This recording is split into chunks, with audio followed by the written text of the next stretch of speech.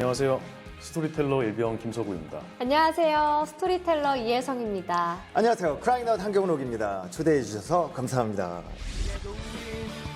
좋지 아니한다 강물에 넘친 눈물 속에 우리 같이 있진 않나. 네, 안녕하세요. 하이키 예리입니다.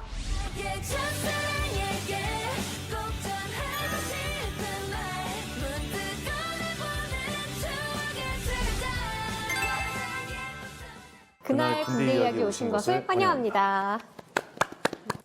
1910년 8월 29일 일제 식민지가 됩니다. 나라가 망하자 신민회는 해외 무관학교 설립을 계획해왔어요. 이 절체절명의 상황을 해결한 사람이 바로 이회영. 저와 함께 만주로 가십시다. 재산을 정리해서 마련한 돈은 2,500억 원. 어머, 진짜요? 그래서 이들은 종이를 파는 허름한 장사꾼으로 위장을 합니다. 대체 이 수상한 종이 장수는 누구이고 이 일이 시작된 그날로 시간을 되돌려 보겠습니다. 제가 오늘 들려드릴 이야기가 마음이 너무 잘 맞아서 전 재산을 팔아버린 어느 육형제의 이야기거든요. 얼마나 마음이 맞아야 전 재산을 팔 수가 있나요? 그러면 이 상자를 한번 열어보시겠어요? 이거 뭐지?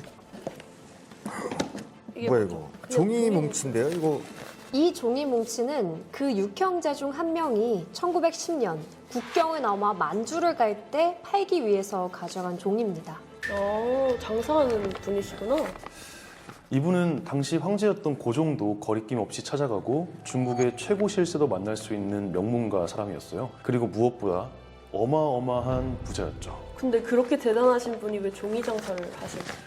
더 수상한 건 가지고 간 종이는 팔지도 않고 땅만 보러 다닌 거예요. 그럼 종이 장사가 아니라 땅 장사 하시는 분이셨을까요? 아닙니다. 바로 학교를 짓기 위해서예요. 종이 한번 주시겠어요? 이걸 위해서. 위해서요. 이거요? 이거 이 종이를 촛불에 그을려 보세요. 촛불이요? 이거 안 탈까? 한번 해보시죠. 예. 신기해. 우와. 글씨가 나오는데요? 예전에 사극에서 이거 뭐 비밀 문서 보낼 때 이렇게 했던 것 같은데. 글자가 나왔어요. 국군의 뿌리. 이런 걸 위해서 만들어진 학교가 있다고요? 대체 이 수상한 종이 장수는 누구이고 국군의 뿌리가 되는 학교는 뭔지 이 일이 시작된 그날로 시간을 되돌려 보겠습니다.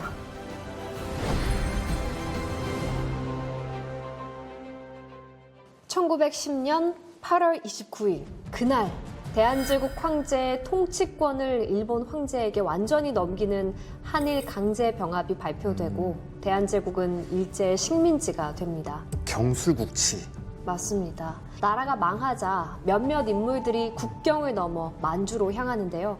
이들이 누구냐? 바로 독립운동 비밀결사단인 신민회 간부들입니다.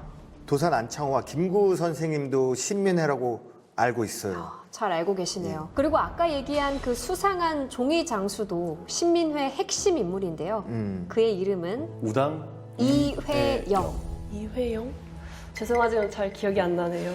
괜찮습니다. 신민회는 군대를 만들어야겠다는 일념으로 해외 무관학교 설립을 계획해왔어요. 그리고 1910년 결국 한일 강제 병합이 일어나자 그 계획을 실행에 옮기기로 하죠. 땅 보러 갔다는 게 이거구나. 맞습니다. 그런데 관건은 일본 수비대의 눈을 피해서 국경을 넘는 일이었어요. 당시 이주민들에 대한 감시가 삼엄했거든요. 그래서 이들은 종이를 파는 허름한 장사꾼으로 위장을 합니다. 그래서 무사히 국경을 넘었나요? 네. 국경을 무사히 넘은 이회영 일행이 몇 달을 발품 팔아 선택한 곳은 만주 서간도, 지금의 중국 길림성 유하현입니다. 왜 하필 이곳이었을까요? 여기는 길이 험하고 교통이 불편해서 외부인이 쉽게 접근하기 어려운 곳이었거든요. 이런 일을 주도한 이회영, 어떤 인물인지 궁금하시죠? 네. 이회영의 가문은 그야말로 조선 최고 중의 최고 명문가였습니다. 그는 임진왜란 당시 큰 공을 세운 백사 이항복 선생의 10대 손인데요. 이항복 선생은 병조 판서를 여러 번 지내고 그 이후로 대대로 정승, 판서, 대제학 같은 최고의 관직을 배출해내죠. 어마어마하네요. 근데 어마어마한 건 또 있었어요. 명동 일대 2만 6천여 평 땅이 이회영 집안의 소유였고 특히 둘째 이서경은 경기도 양주에서 서울 동대문까지 그의 땅을 밟지 않고는 못 온다는 말이 있을 정도로 거부였죠. 와, 완전 금수저. 아니, 다이아몬드 수저네요. 이렇게 남부러울 것 없는 집안의 6형제 중 넷째인 이회영은 형제 중 유독 리더십이 뛰어나고 실행력 좋은 그런 인물이었어요. 만주에 터를 정하고 돌아온 그는 형제들을 한자리에 불러 모으는데요. 이때 무슨 말을 했을까요? 내가 없어도 우리 집안 잘 이끌어달라. 나 멀리 갈 거니까 이제 찾지 마라. 뭐 그런 내용이지 않았을까요? 그동안 나라 덕에 대대로 잘 살았으니 재산을 모두 정리해서 무관학교를 만들려 합니다. 형님들, 아우님들, 저와 함께 만주로 가십시다. 이때 이회영 나이가 44, 첫째인 이건영이 58, 그리고 막내인 이호영이 36이었어요. 나이가 다들 적진 않으셨는데 형제들의 대답은요? 반대하는 사람도 있었을 것 같은데. 한 명 한 명! 도 없었습니다. 어머, 진짜요? 만장일치로 다 함께 만주로 가기로 해요. 여기서 질문 하나 드릴게요. 이런 상황에서 예씨라면 이 모든 걸 내려놓고 떠나실 수 있으시겠습니까? 아, 근데 그래도 저희 아빠가 또 군인이시잖아요. 그래서 어릴 때부터 그 군인 정신을 배우면서 자랐거든요. 이 상황이었으면 제가 또 팔 벗고 나서지 않았을까요? 조국을 위해서라면 어디든 갈 수 있습니다. 와, 정말 든든합니다. 경록 씨의 마음처럼 망명이 결정되자 형제들은 각자 가진 재산을 처분하기 시작합니다. 출발까지는 한 달도 채 남지 않은 시간이었죠. 한 달 안에 그 많은 걸 어떻게 처분했대요? 일단 산다는 사람이 있으면 가격을 생각하지 않고 무조건 팔았어요. 그렇게 한 달 동안 수많은 재산을 정리해서 마련한 돈은 당시 돈으로 40만 원. 40만 원. 지금 물가로 환산하면 쌀값 기준으로 약 800억, 소값으로 하면 약 2,500억 원. 제가 못 받고 팔아도 그 정도면 진짜 부자셨구나. 1910년 12월 말 아들, 며느리, 집안 식솔들까지 40명 넘는 이회영 일가는 언제 돌아올지 알 수 없는 망명길에 오릅니다. 정말 그렇게 힘든 여정 끝에 서간도에 도착한 이들은 중국인 추씨들이 모여 사는 마을 추가가에 짐을 풉니다. 그리고 이회영 일가의 망명을 전후로 신민회원들을 비롯해 석주 이상용, 백하 김대락 선생 등 혁신유림이라 불리던 경북 안동의 지식인들도 모든 재산을 처분해 대거 합류하게 됩니다.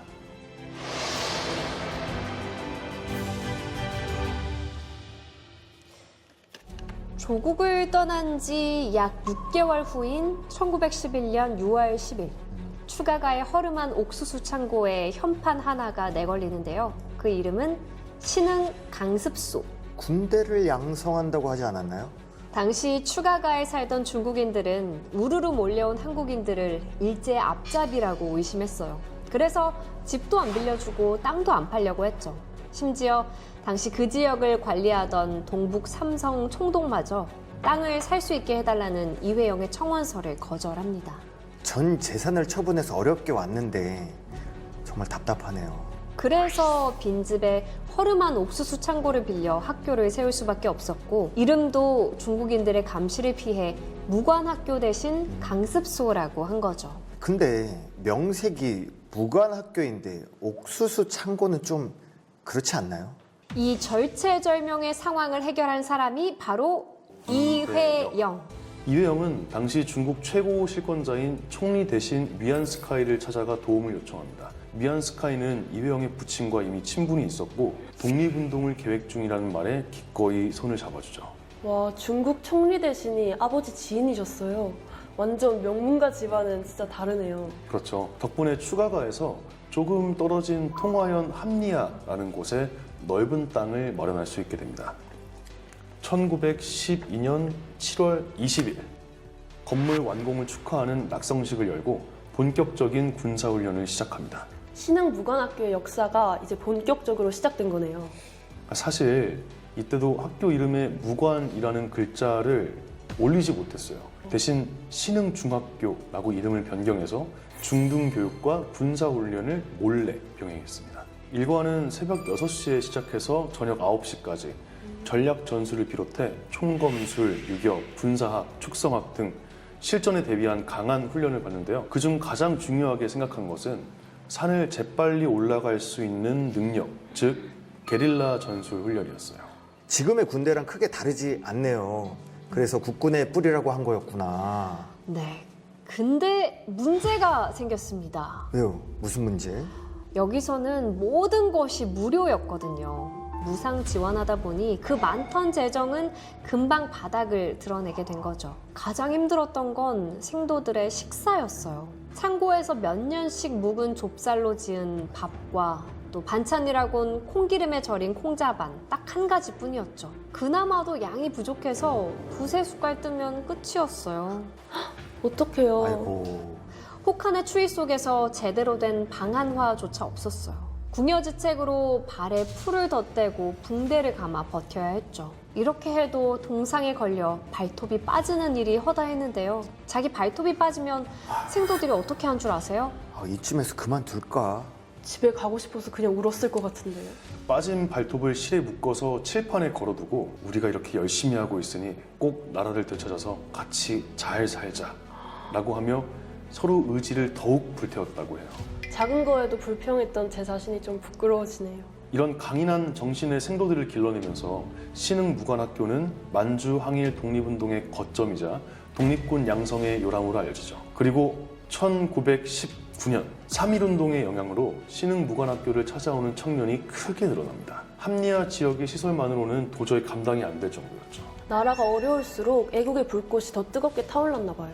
네, 그래서 본교는 유하연 대두자로 옮기고 기존 두 곳은 분교로 운영하면서 학교의 규모를 점점 키워가게 됩니다. 그리고 드디어 그동안 숨겨왔던 신흥무관학교라는 이름을 정식으로 내걸게 됩니다. 이때가 1919년 5월 3일. 훗날 신흥무관학교의 개교일을 5월 3일로 정한 이유가 여기에 있습니다. 이렇게 길러진 약 3,500명의 신흥무관학교 출신들은 여러 군사 조직과 교육기관, 독립군 단체에서 활약하게 됩니다. 그러다 일본군의 압박이 거세지던 1920년, 드디어 일본군과 엄청난 전투를 벌이게 되는데요. 청산리 대첩? 네, 맞습니다. 우리 독립운동사에서 최대의 성과를 낸 전투로도 잘 알려져 있는데요. 청산리 대첩은 1920년 10월 21일부터 26일까지 만주, 간도, 청산리 일대에서 벌어진 10여 차례의 전투를 통틀어 부르는 이름이에요.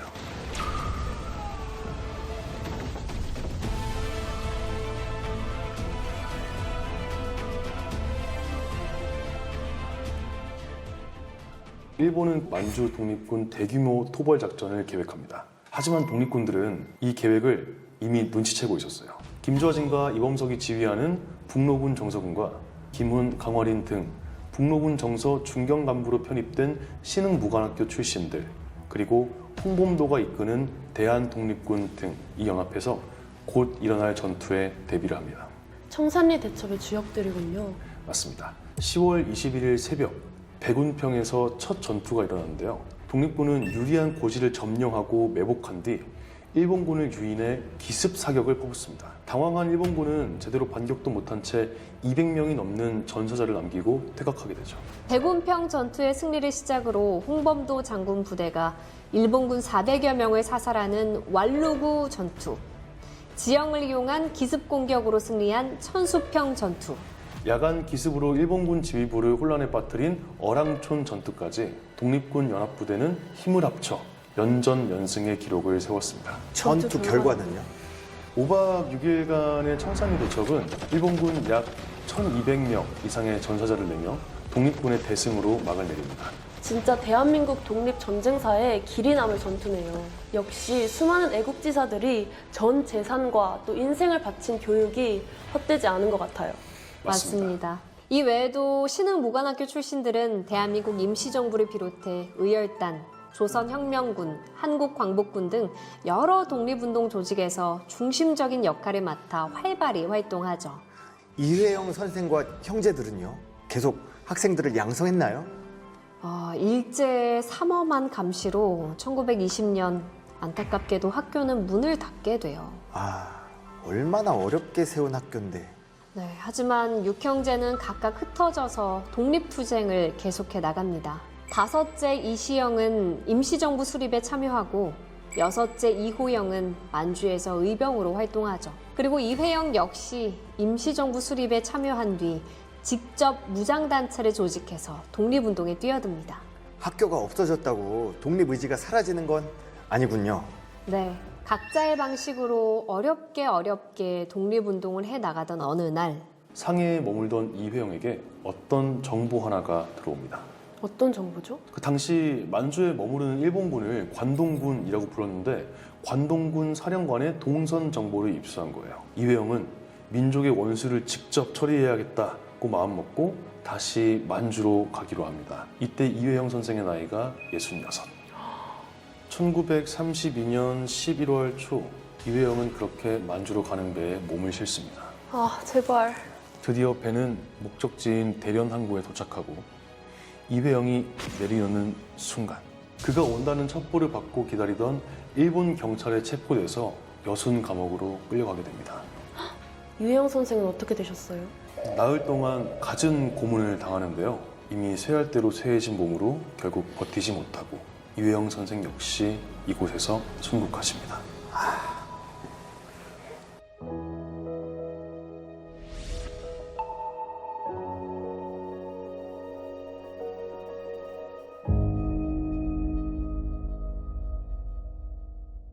(1945년 8월 15일) 수많은 독립투사의 노력과 희생 끝에 마침내 그토록 염원하던 광복을 맞습니다. 다른 형제들은요?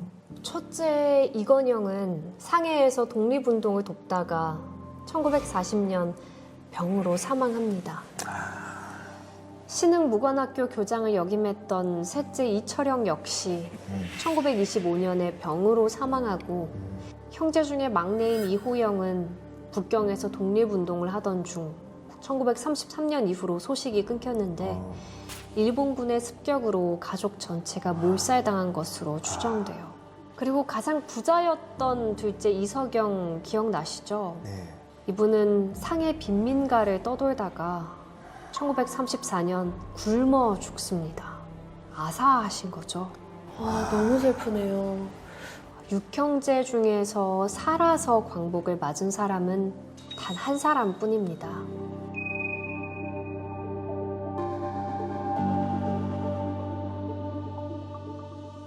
혼자 남은 이시영 선생이 정말 원통하셨을 것 같아요. 광복 후 이시영 선생은 대한민국 초대 부통령이 되는데요. 당시 이승만 대통령이 과거 독립운동에 쓴 재산을 돌려주겠다는 제안에 그 돈은 우리 형제가 나라와 민족을 위해 바친 것이니 돌려받을 이유가 없다라며 거절합니다. 대체 어떤 각오면 그렇게까지 할 수 있는 거죠? 이회영 선생이 생전에 남긴 말이 있으십니다. 이거면 설명이 될 것 같은데 한번 읽어봐 주시겠어요? 인간으로 세상에 태어나 누구나 자기가 바라는 목적이 있다. 이 목적을 달성한다면 그보다 더한 행복은 없을 것이다. 그리고 그 목적을 달성하기 위해서 그 자리에서 죽는다 하더라도 이 또한 행복 아니겠는가. 대한민국 최고 명문가에서 태어난 6형제가 빼앗긴 나라와 군대를 되찾기 위해 모든 것을 바친 그날의 이야기를 듣고 오늘 어떤 질문이 떠오르세요? 저는 음악 하나만 보고 지금 30년째 달려오고 있는데요. 가끔 주저앉고 싶을 때가 있거든요.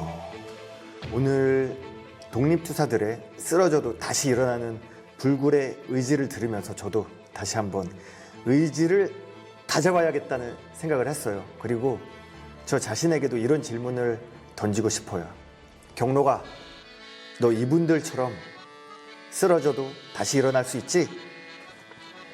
사실 이 6형제 외에도 수없이 많은 독립투사분들이 계시잖아요. 그분들은 또 후세에 어떤 이름으로 기억되고 싶었을까 하는 질문을 하게 되네요. 그리고 또 듣고도 기억하지 못하는 저 같은 후세들이 있다는 사실에 너무 부끄럽기도 하고 또 죄송스럽고 우리 조국을 찾아주신 독립투사분들의 이름 앞으로는 절대 잊지 않겠습니다. 배를 불러보세 나가 싸우러 나가